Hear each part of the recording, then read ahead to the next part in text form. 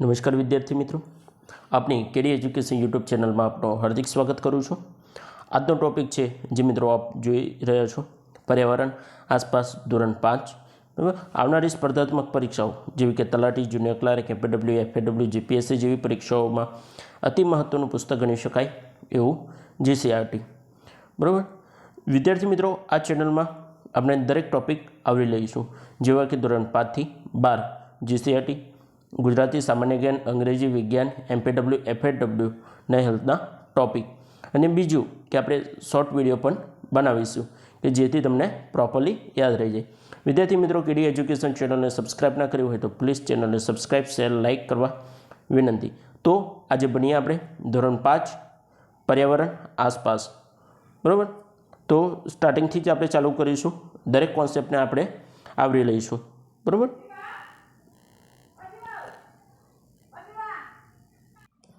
વિદ્યાર્થી મિત્રો, આજે જોઈશું ચેપ્ટર 1 મજાની ઇન્દ્રિયો। એમાં આપણે મોસ્ટ જે ઇમ્પોર્ટન્ટ આપણે તલાટી, જુનિયર ક્લાર્ક, એપીડબ્લ્યુ, એફએડબ્લ્યુ ક્લાસ 3ની એક્ઝામોમાં પૂછાય એવા આપણે મોસ્ટ ઇમ્પોર્ટન્ટ પોઈન્ટ શોધી લઈશું બરાબર। તો ચાલુ કરીએ આપણે મજાની ઇન્દ્રિયો। તો જોઈએ કે શું તમારી સાથે ક્યારેય આવું બન્યું છે બરાબર। જોઈએ તો આપણે આગળ મિત્રો હવે જોઈએ ચેપ્ટર 1 મજાની ઇન્દ્રિયો। સંપૂર્ણ આપણે જે ચેપ્ટર છે એ આવરી લઈશું બરાબર, જેનાથી આપણને પૂરેપૂરી માહિતી મળી રહે અને મોસ્ટ જે કોન્સેપ્ટ હશે એ આપણે નોટ કરતા રહીશું બરાબર, જેથી આવનારી તલાટી, જુનિયર ક્લાર્ક ને ક્લાસ 3ની એક્ઝામો છે એમાં પૂછાઈ શકે બરાબર। તો જોઈએ ચેપ્ટર 1 મજાની ઇન્દ્રિયો। શું તમારી સાથે ક્યારેય આવું બન્યું છે બરાબર। આ જે છે એક એ છે બાળકો માટે, તમે ખુલ્લા મેદાનમાં જમતા હોય અને કાગડો ઉડીને નીચે આવે તો તમારી રોટલી લઈ જતો રહે બરાબર। તમે સૂતેલા કૂતરા પાસે આરામથી પસાર થતા હોય અને તેના કાન એકાએક ઊંચા થઈ જાય, તમારાથી જમીન પર મીઠાઈ વેરાઈ હોય અને પડવારમાં જ ઘણી બધી કીડીઓ તેની આજુબાજુ ભેગી થઈ જાય। આવું શા માટે બને? વિચારો અને કહો। હવે જોઈએ તો પ્રાણીઓને પણ જુદી જુદી ઇન્દ્રિયો એટલે કે સેન્સીસ હોય છે બરાબર।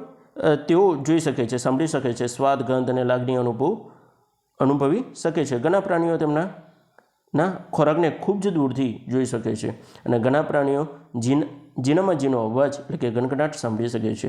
ઘણા પ્રાણીઓ તેમના મિત્રોને ગંધથી શોધી શકે છે અને પ્રાણી સૃષ્ટિ અને અદ્ભુત ઇન્દ્રિયોનું ઉદાહરણોથી ભરપૂર છે મજાની ઇન્દ્રિયો। હવે જોઈએ આગળ આપણે તો કીડી તેના મિત્રને કેવી રીતે ઓળખી જાય બરાબર એ જોઈએ। તો એક કીડી મેદાન પર જતી હતી, તેને બીજી બાજુએ કીડીઓનું જૂથ આવતું જોયું અને પહેલી કીડી ઝડપથી તેના દર પાસે પાછી આવી અને રક્ષક કીડી કીડીને ઓળખી ગઈ અને અંદર આવવા દીધી। આ કીડીની ઓળખ કેવી રીતે છે બરાબર। તો વિચારો અને કહો કે કીડી કેવી રીતે જાણ્યું કે બીજી કીડીઓ તેમના જૂથની નથી? રક્ષક કીડીએ આ કીડીને કેવી રીતે ઓળખી?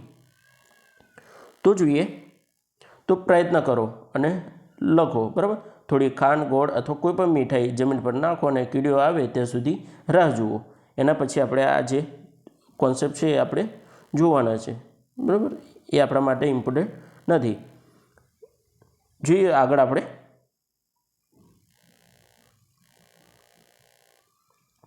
તો હવે સાંભળીને કીડીઓ નુકસાન પહોંચાડે વગર થોડી વાર માટેનો રસ્તો પેન્સિલ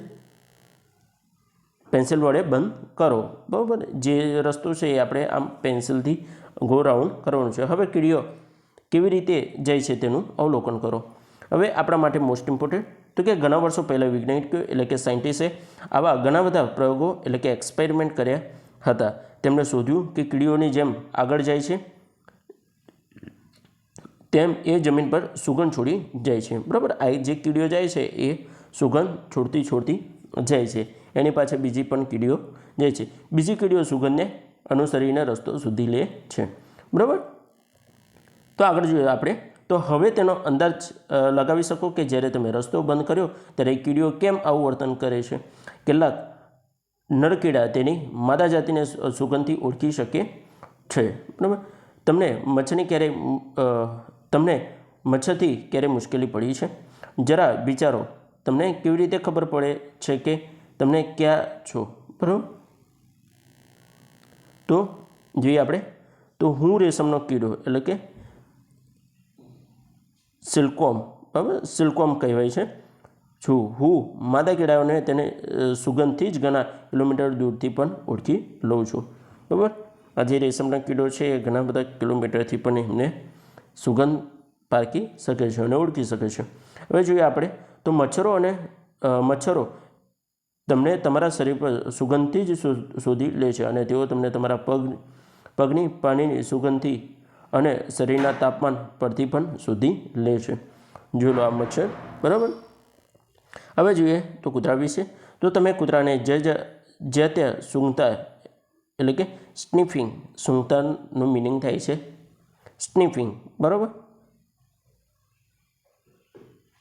તે શું સૂંઘવાનો પ્રયત્ન કરે છે તે વિચારો, બરાબર. આ કોઈ બી આપણે જઈએ છીએ ત્યારે કૂતરું સૂંઘે છે, બરાબર. તો એ કયા કારણે સૂંઘે છે? કૂતરા તેમના વિસ્તાર પોતાની જાતે જ બનાવે છે અને તેઓ વિસ્તારમાં બીજા કોઈ કૂતરા આવે તેના પેશાબ અને મનના ગંધથી જાણી શકે છે, બરાબર. તો કેટલું સેન્સિટિવ છે, બરાબર, કૂતરું. આગળ આપણે જોઈએ, આપણા માટે ખાસ કોઈ ઇમ્પોર્ટન્ટ છે નહીં, બરાબર.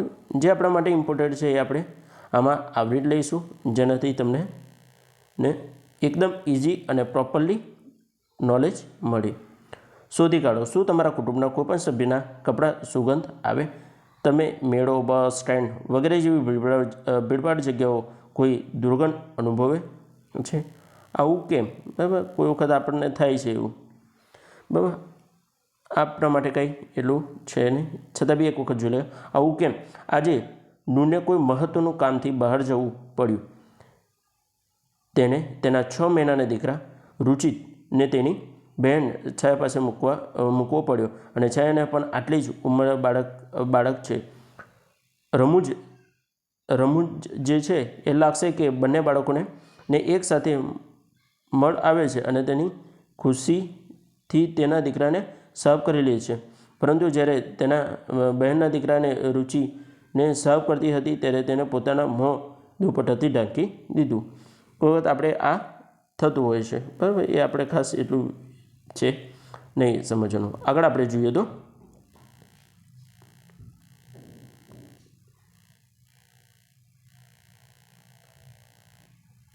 આ જે છે એ દરેક વ્યક્તિ છે, પશુ પક્ષી છે, એ કેવી રીતે અટેચમેન્ટ થાય છે એના વિષયનું છે, બરાબર.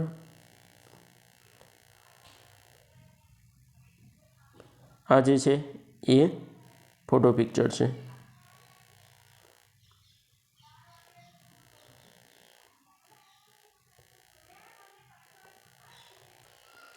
મિત્રો, આ એક આપણા માટે ઇમ્પોર્ટન્ટ છે. અવાજ દ્વારા સંદેશાઓ મોકલે છે, એટલે કે લંગૂર ઊંચે ઝાડ પરથી બીજા પ્રાણીઓના વાઘ અથવા ચિત્તાને ભયથી સાવધાન કરે છે અને આ માટે તે ખાસ પ્રકારની ચેતવણી એટલે કે સંકેત એટલે કે એલાર્મ કોલ આપે છે, બરાબર. પક્ષીઓ પણ ભય વિશે ચેતવણી સંકેત આપે છે અને કેટલાક પક્ષીઓ ભય માટે અલગ અલગ પ્રકારનો અવાજ કાઢતા હોય છે અને ઉદાહરણ તરીકે તે દુશ્મન આકાશમાં આવે તો જુદા જુદા પ્રકારની ચેતવણી અને દુશ્મને જમીન પર હોય તો જુદા જુદા પ્રકારની ચેતવણી અને સંકેત આપે છે. અભયારણ્ય, બરાબર. અભયારણ્ય એટલે કે સેન્ચ્યુરીઝ, બરાબર. અને રાષ્ટ્રીય ઉદ્યાન એટલે કે નેશનલ પાર્કના કર્મચારીઓ અધિકારીઓ વાઘ, સિંહ જેવા પ્રાણીઓ કઈ દિશામાં હશે તે પક્ષીઓના અવાજ સંકેત દ્વારા જાણી શકે છે, બરાબર. જે ફોરેસ્ટ ગાર્ડ છે એમાં અતિ મહત્ત્વનું આ ગણી શકાય છે, બરાબર. તો યાદ કરી લેજો આ પોઈન્ટ, બરાબર, જો પૂછાઈ શકે તો. જોઈએ તો આપણે આગળ માછલીઓ એટલે કે વિદ્યુત સંકેત, બરાબર. જે માછલી છે એ ઇલેક્ટ્રોનિક સિગ્નલ આપે છે, એ ચેતવણી આપે છે. જ્યારે ભૂકંપ એટલે કે અર્થક્વેક અથવા તો વાવાઝોડું એટલે કે સ્ટ્રોમ આવવાનું હોય ત્યારે અમુક પ્રાણીઓ અલગ અલગ પ્રકારનું વર્તન કરે છે અને જંગલની આસપાસ રહેતા માણસોના પ્રાણીઓ આ વર્તનથી અવલોકન કરીને ભય અનુમાન કરે છે, બરાબર, આ જે છે. હવે જોઈએ તો 2004માં અંદમાન ટાપુના જંગલોમાં અમુક આદિ જાતિઓએ પ્રાણીઓએ અલગ પ્રકારના વર્તન જોયું અને તેઓ કોઈ ભયનું અનુમાન કર્યું, જેથી તેઓ ટાપુની સલામત સ્થળે જતા રહ્યા અને થોડીવાર ટાપુને સુનામીનો ઝટકો લાગ્યો અને તુરંત જ આ લોકો બચી ગયા. બરાબર, આ એનો એક એ છે કે આ 2004માં અંદમાન ટાપુ હતું એમાં આદિવાસી જાતિ જે હતી એની જોડે આ બનાવ બનેલો. બરાબર, તો આપણે જોઈએ આગળ તો ડોલ્ફિન. બરાબર, ડોલ્ફિન એકબીજાના સમાચાર આપવા અલગ અલગ અવાજો કરે છે અને વૈજ્ઞાનિકોનું માનવું છે કે પ્રાણીઓની તેમની પોતાની વિશિષ્ટ ભાષા હોય છે. જોઈ લો મિત્રો.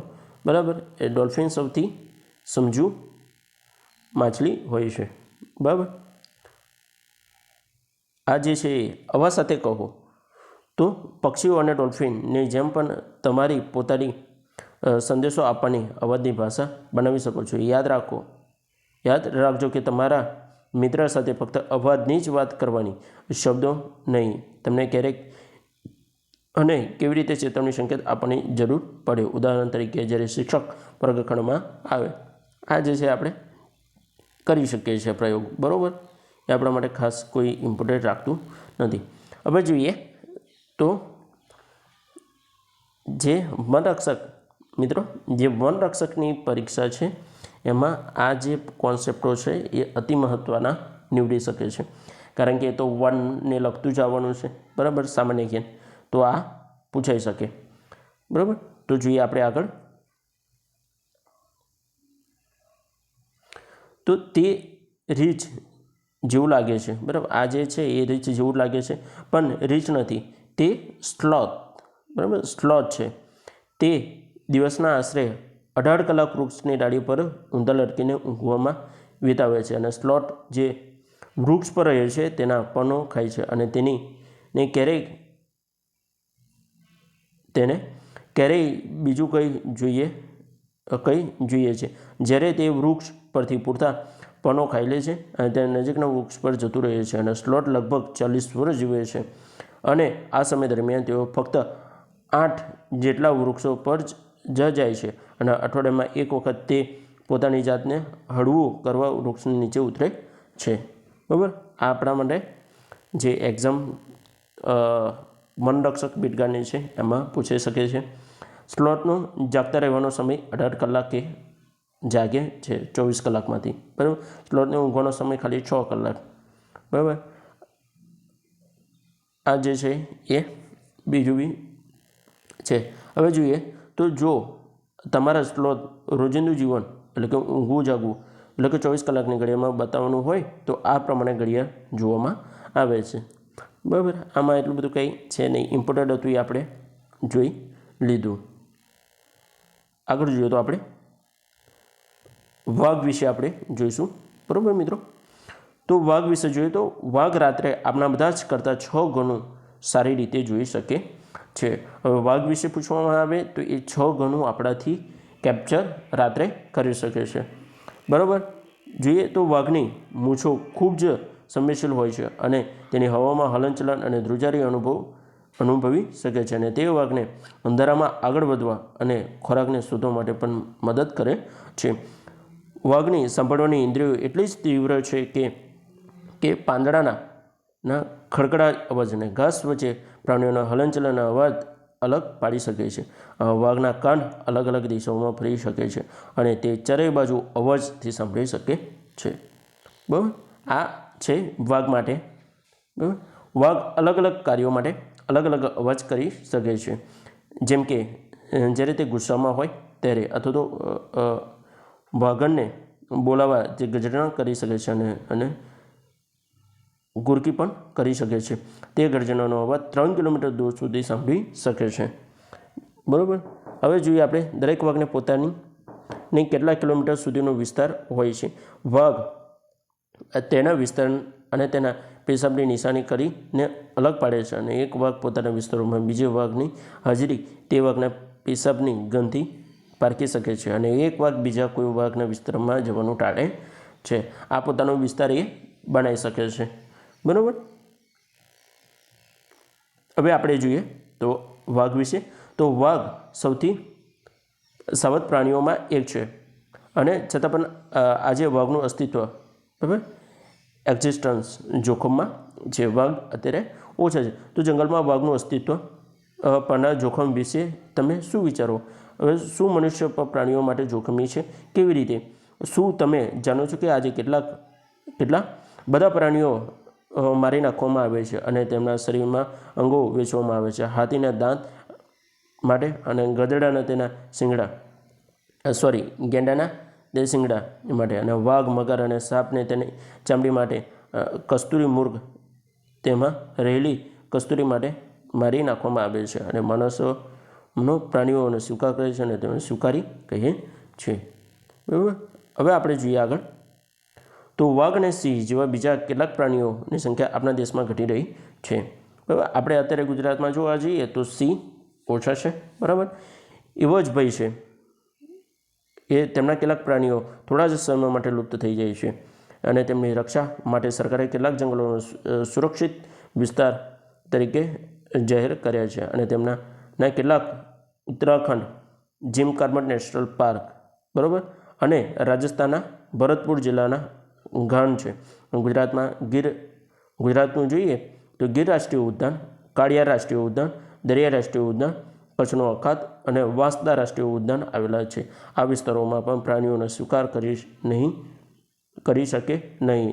આ જંગલોમાં હાનિ પહોંચાડી શકે નહીં. હવે મિત્રો જુઓ આપણે કે આપણા માટે મોસ્ટ ઇમ્પોર્ટન્ટ છે, બરાબર, જે આપણે જોઈએ તો ઉત્તરાખંડમાં જીમ કાર્બેટ નેશનલ પાર્ક, રાજસ્થાનમાં ભરતપુર જિલ્લાના ગાન છે.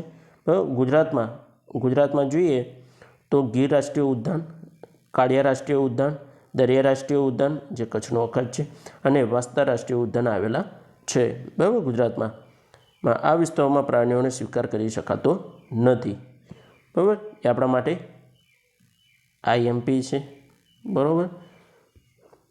તો જોઈ લેજો. જોઈએ આગળ આપણે તો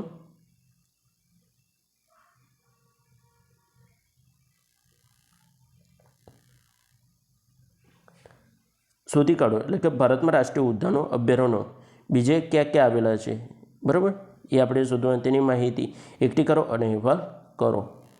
આપણા માટે ઇમ્પોર્ટન્ટ. આપણે શું શીખ્યા? શું તમે જાણ્યું કે ગાયક કલાકારો ગીત વખતે કેટલી વાર તેમના કાન પર હાથ મૂકે છે? તેઓ આવું કેમ કરે છે? તે શું વિચારો છો? એવા પ્રાણીઓના ઉદાહરણો આપો કે જેમને જોવાની, સાંભળવાની અને સૂંઘવાની ઇન્દ્રિયો ખૂબ જ તીવ્ર હોય છે, બરાબર. એ આ જોવાનું છે. એ આપણા માટે કંઈ એટલું ઇમ્પોર્ટન્ટ છે નહીં. ઇમ્પોર્ટન્ટ હતું એ તમને નોટ કરાવ્યું છે, બરાબર. તો હવે જોઈએ આપણે. ચાલો કાગળનો કૂતરો બનાવીએ. આ જે છે એ આપણે નાના બાળકોની માહિતી છે, એ કાંઈ આપણે એટલું બધું ખાસ છે નહીં, બરાબર. તો જોઈએ આપણે ચેપ્ટર 2 સાપ અને મદારી, બરાબર. સાપ અને મદારીના જે ઇમ્પોર્ટન્ટ કોન્સેપ્ટ છે મિત્રો એ જ આપણે લઈ લઈશું, બરાબર, જેથી આપણે સંપૂર્ણ GCRT કવર કરી શકીએ. જોઈએ આપણે તો હું આર્યનાથ છું.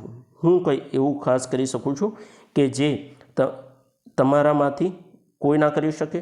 શું તમે જાણો છો કે હું બીન વગાડી શકું છું અને તે અચરજ થશે? હા, હું બીન વગાડીને સાપને નચાવી શકું છું. મેં આ કલામાં મારા કુટુંબના સભ્યો પાસેથી શીખી છે અને લોકો કાલબેલિયા તરીકે પણ જાણીતા છે.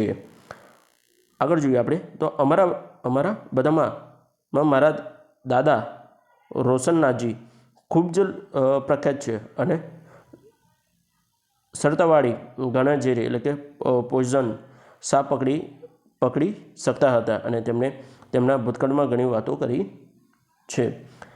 આવો તેની વાર્તાને પોતાના શબ્દોમાં સાંભળીએ. આ જે છે બરાબર, એના માટે આપણે કંઈ એટલું ઇમ્પોર્ટન્ટ છે નહીં. દાદાની યાદ, આ જે છે એ આખી વાર્તા છે, બરાબર. આપણે મેન મિત્રો ઇમ્પોર્ટન્ટ જે પોઈન્ટ છે એ જ આપણે કવર કરી લઈશું,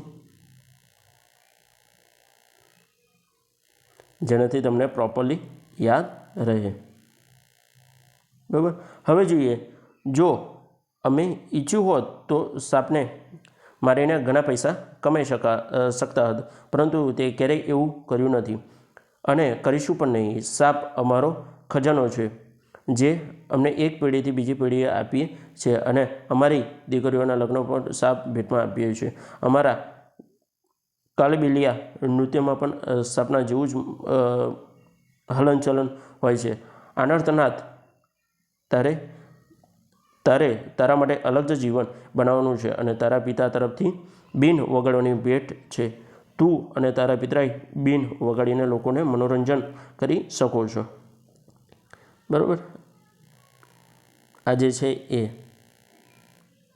પરંતુ તમે તમારા વડીલો તરફથી મેળવેલું આ જ્ઞાન બરબાદ કરતા નહીં. તમારા સાપ વિશેના આ બધા જ્ઞાનને ગામ કે શહેરના બાળકોને આપલે કરો. બરાબર. હવે આપણે જોઈએ ઇમ્પોર્ટન્ટ, તો જે વપરાયેલા સંગીતના સાધનો. બીન, તુંબા એક પ્રકારનું ડ્રમ છે. બરાબર. ખંજરી, ઢોલ અને ઢોલ સિવાયના ત્રણેક વાદ્યો જે દૂધીમાંથી બનાવેલા છે. બરાબર. આ જે છે એ જોઈએ આપણે આગળ. તો આ જે મિત્રો છે એ કાલંબીય નૃત્ય છે. બરાબર. એ આપણા માટે ઇમ્પોર્ટન્ટ છે. કાલંબિયા નૃત્ય કોને કહેવાય તો યાદ કરી લેજો.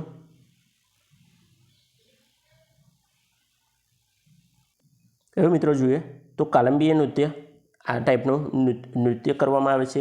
તેમાં શું શું સાધનો વપરાય તો વપરાયેલા સંગીતના સાધનો. બીન, એક આપણે જે સાપને નચાવવા માટે જે બીન વાપરે છે મદારી લોકો, એ બીન. તુંબા એટલે કે એક પ્રકારનું ડ્રમ. ખંજરી અને ઢોલ. બરાબર. ઢોલ સિવાયના ત્રણેક વાદ્યો સૂકવેલી દૂધી હોય છે એ દૂધીમાંથી બનાવવામાં આવે છે. આ જે છે મિત્રો, આ કાલબેલિયા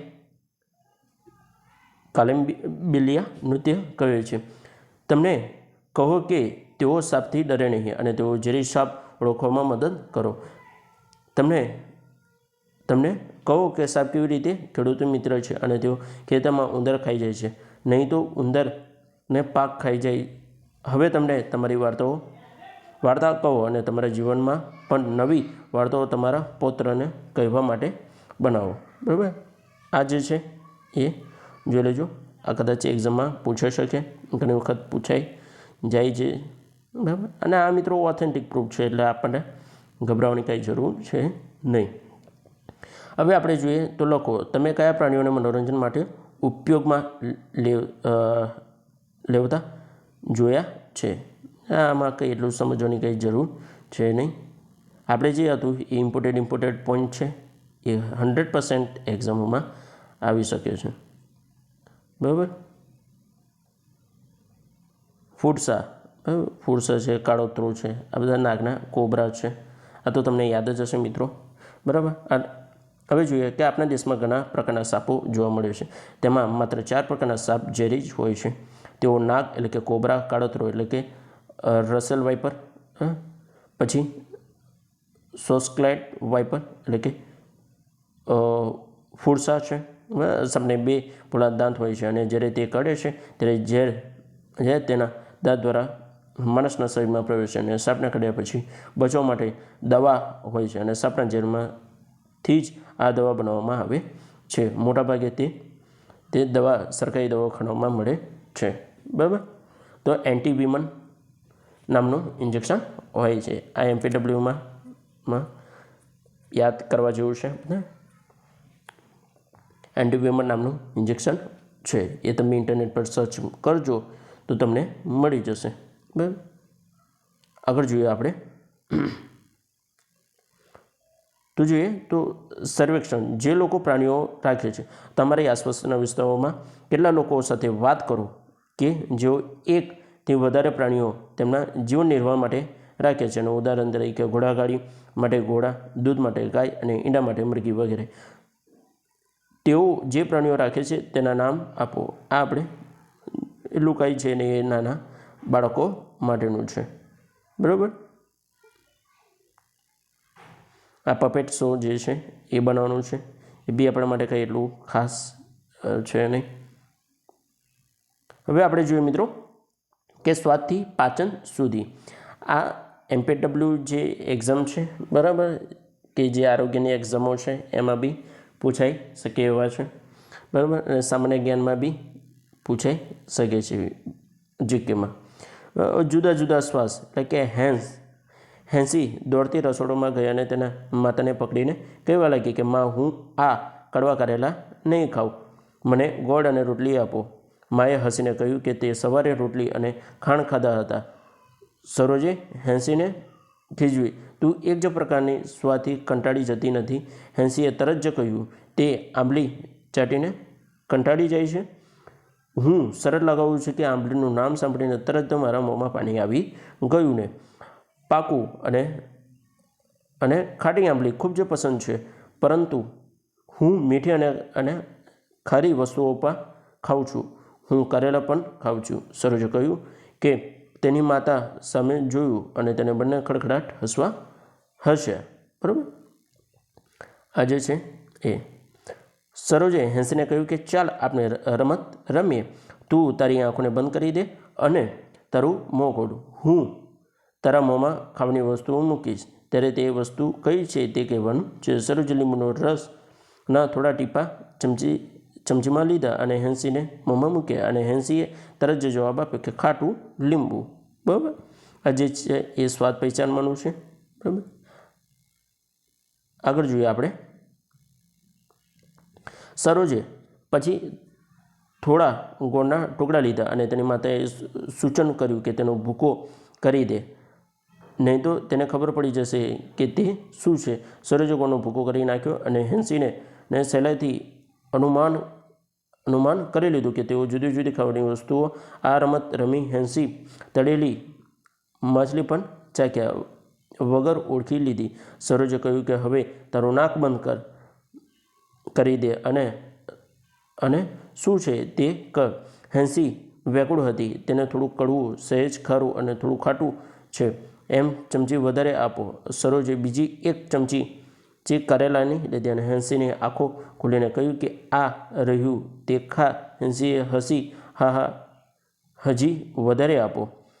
ચર્ચા કરો. બરાબર, એટલે કે ચર્ચા કરો અને લખો. આંબલીનું નામ સાંભળી સરોજે મોંમાં પાણી આવી ગયું અને વાનગીઓનું નામ સાંભળતા જ મોંમાં પાણી આવે છે. તમને ભાવતી 5 વાનગીઓની યાદી બનાવો. આ બાળકો માટે છે. બરાબર, હવે આપણે આગળ જોઈએ તો હેન્સીએ તળેલી માછલી કેવી રીતે ઓળખી? શું તમને કેટલીક વસ્તુઓ જોયા વગર અને તેના સ્વાદ ચાખ્યા વગર ફક્ત તેની સુગંધથી ઓળખી શકો છો? આ વસ્તુઓ કઈ છે? શું તમને કોઈ દવા લેતા પહેલાં તમારા હાથથી નાક બંધ કરવા કહ્યું છે અને તેઓ તમને આવું કરવાનું કેમ કહે છે? બરાબર, હવે જોઈએ તો તમારી આંખો બંધ કરો અને કહો. આ જે છે એ લોકો ખાસ છે નહીં મિત્રો.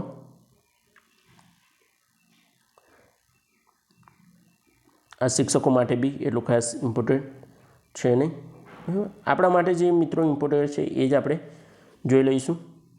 તમારી જીભના આંગળાના ભાગને ચોખ્ખા કપડાથી સાફ કરો અને જેથી તે સુકાય છે ત્યારે થોડી ખાંડ કે ગોળ મૂકો જેથી સ્વાદ આવે.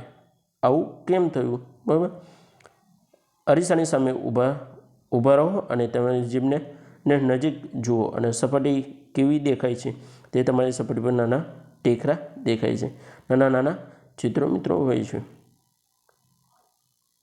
બરાબર, આ જે છે એ ચર્ચા કરવાની છે. એ આપણા માટે કંઈ એટલું ઇમ્પોર્ટન્ટ છે નહીં. બરાબર,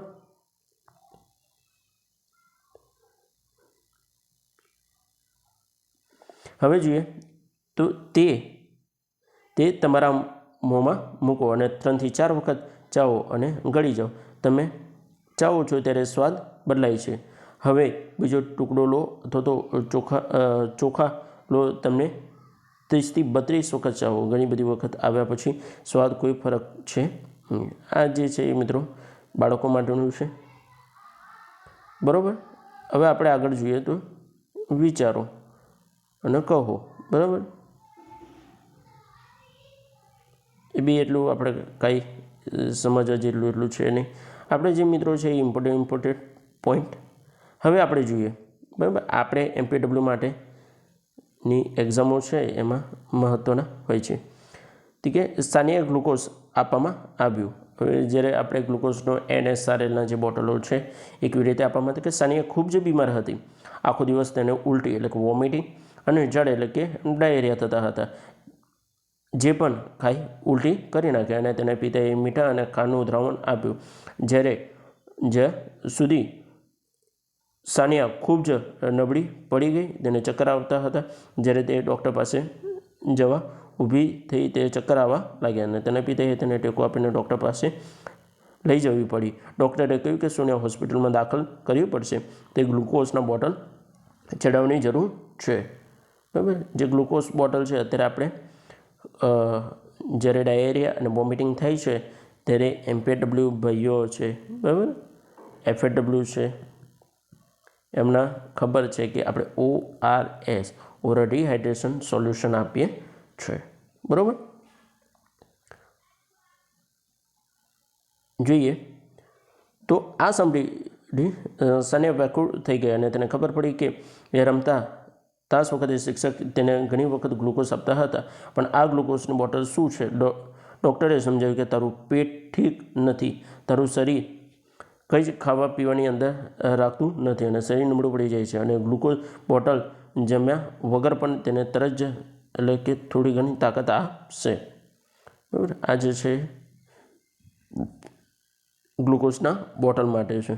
બરાબર, જ્યારે ઝાડા ઉલટી ડાયેરિયા બરાબર થઈ જાય છે, જ્યારે વોમિટિંગ ખાવ છો ત્યારે વોમિટિંગ થઈ જાય છે ત્યારે ડૉક્ટરો જે છે એ ગ્લુકોઝ આપતા હોય છે, જેનાથી બોડીમાં આપણને તાકાત બની રહે. હવે જોઈએ આપણે તો તમે ક્યારેક પ્રાથમિક સારો એટલે કે ફર્સ્ટ એડ બોક્સમાંનું ગ્લુકોઝ રાખ્યું છે, તેનો સ્વાદ કેવો હોય છે તે તમારા મિત્રને કહો છો. એ તો આપણને ખબર હશે એટલું કંઈક છે નહીં આમાં.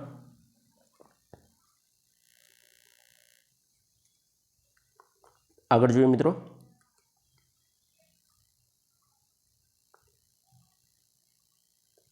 ફળો અને શાકભાજી આપણા શરીરની વૃદ્ધિ માટે અને સ્વસ્થ રહેવા મદદ કરે છે અને ચિત્રમાં દેખાતા દરેક ખાદ્ય પદાર્થોનું નામ જણાવો.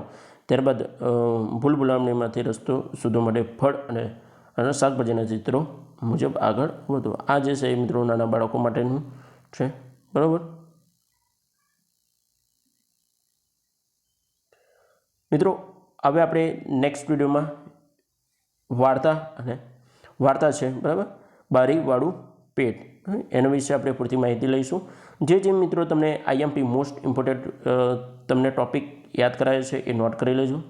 બરાબર, તો ફરી આપણે નવા વિડીયોમાં મળીશું. તો રજા આપજો. નમસ્કાર.